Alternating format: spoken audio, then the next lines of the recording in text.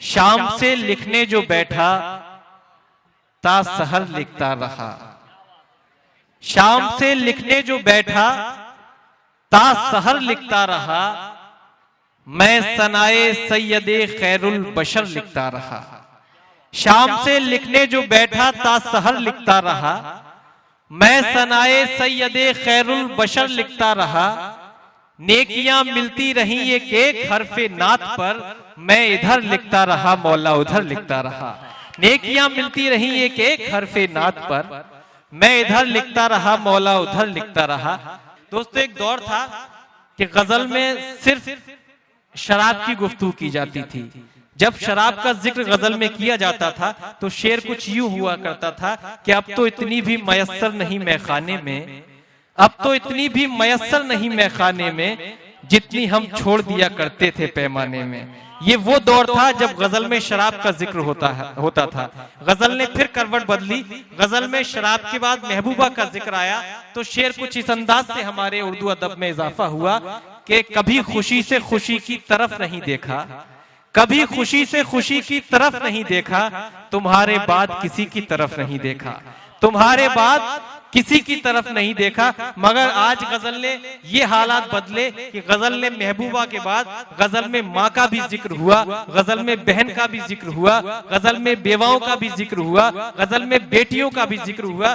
जब गजल में बहन का जिक्र हुआ, बेटी का जिक्र हुआ तो जनाबे नवाज देवबंदी ने कहा एक भी शख्स खामोश नहीं रहना चाहिए जिसके घर में अपनी बेटी है, कि लेके माजी को जो हाल आया तो दिल कांप गया, लेके माजी को जो हाल आया तो दिल कांप गया, चढ़ते सूरज पे जवाल आया तो दिल कांप गया, बदनजर उठने ही वाली थी किसी की जानिब, अपनी बेटी का ख्याल आया तो दिल कांप गया।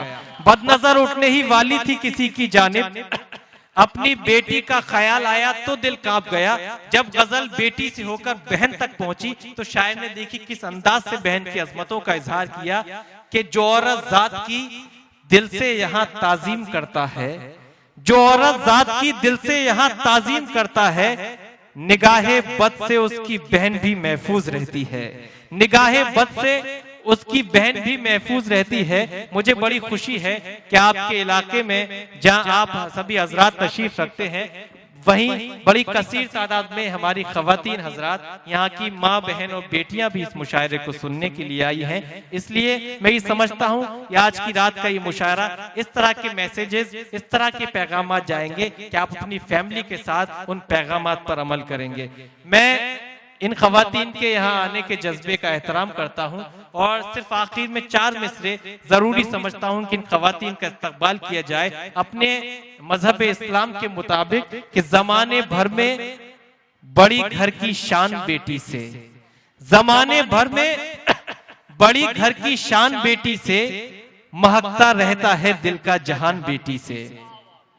जमाने भर में बड़ी घर की शान बेटी से, महकता रहता है दिल का जहान बेटी से। जरूरी ये नहीं बेटों से नाम रोशन हो, मेरे नबी का चला खानदान बेटी से। जरूरी ये नहीं बेटों से नाम रोशन हो, मेरे नबी का चला खानदान बेटी से। बहुत बहुत शुक्रिया दोस्तों।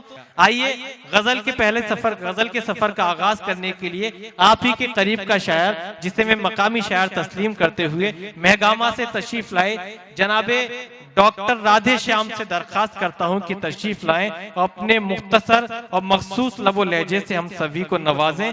जब से बदनाम हो गए हैं हम, जब से बदनाम हो गए हैं हम, सिर्फ इल्जाम हो गए हैं हम, तुम भी राधा का रूप धर लेना, आज घनश्याम हो गए हैं हम। तुम भी राधा का रूप धर लेना, आज घनश्याम हो गए हैं हम। जोरदार तालियों से गजल के पहले शायर का इस्तकबाल कीजिए जनाबे डॉक्टर राधे श्याम। दोस्तों, ये बात नहीं हुई, मैंने आपसे कुछ गुजारिश की, आप एक बार पूरा मजमा जोरदार तालियों से इजाजत दे दे जनाबे डॉक्टर राधे श्याम। माइक। धन्यवाद। मैं डॉक्टर जनाब हिलाल साहब को प्रणाम करते हुए आप सभी को भी मैं प्रणाम करता हूं। वतन की हालात देखकर, वतन की हालात देखकर सोचता रहता हूं, वतन की हालात देखकर सोचता रहता हूं, हाथों में कलम लेकर सोचता रहता हूं। क्या कहने, वाह। हाथों में कलम लेकर सोचता रहता हूँ, कुरीतियां कुरीतियां इतनी बढ़ गई है, देखता रहता हूँ। कुरीतियां इतनी बढ़ गई है, क्या कहने, देखता रहता हूँ। कलम शमशीर न बन जाए, सोचता रहता हूँ। क्या कहने, कलम वाह, वाह, वाह। शमशीर न बन जाए, सोचता रहता हूँ। क्या कहने, सातों जन्म निभाने की बात करते हैं।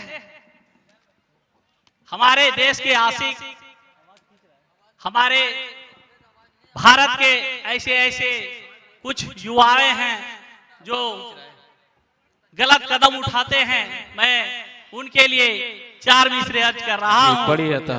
सातों जन्म निभाने की बात करते हैं, क्या कहने, इश्क में मिटाने की बात करते हैं। क्या कहने हैं, वाह। सातों जन्म निभाने की बात करते हैं, इश्क में मिटाने की बात करते हैं। सांसों में बसाने की बात करते हैं। क्या कहने, सांसों में बसाने की बात करते हैं। बातों बातों में कसम खाने की बात क्या करते कहने, हैं। वाह वाह वाह। बातों बातों में कसम खाने की बात करते हैं और जन्नत में घर बनाने की बात करते हैं। क्या कहने, वाह। जन्नत में घर बनाने की बात करते हैं। मैं कम समय लेकर के एक गजल पेश करना चाहता हूँ। इरशाद, इसके इरशाद। 4 मिसरे मैं अर्ज कर रहा हूँ। अतः किस्मत में लिखा था जुदा हो जाना, क्या कहने, किस्मत में लिखा था जुदा हो जाना, जफा का हद से गुजर जाना। किस्मत में लिखा था जुदा हो जाना, जफा का हद से गुजर जाना।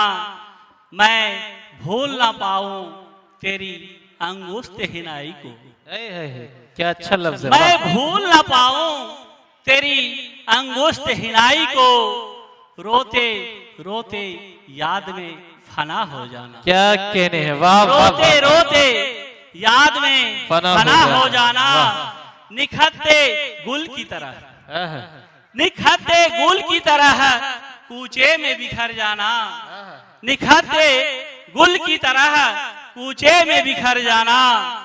आईने की तरह दोस्तों दूर से चमक जाना। आईने की तरह दूर से चमक जाना। वाह, धन्यवाद। जिंदाबाद जिंदाबाद।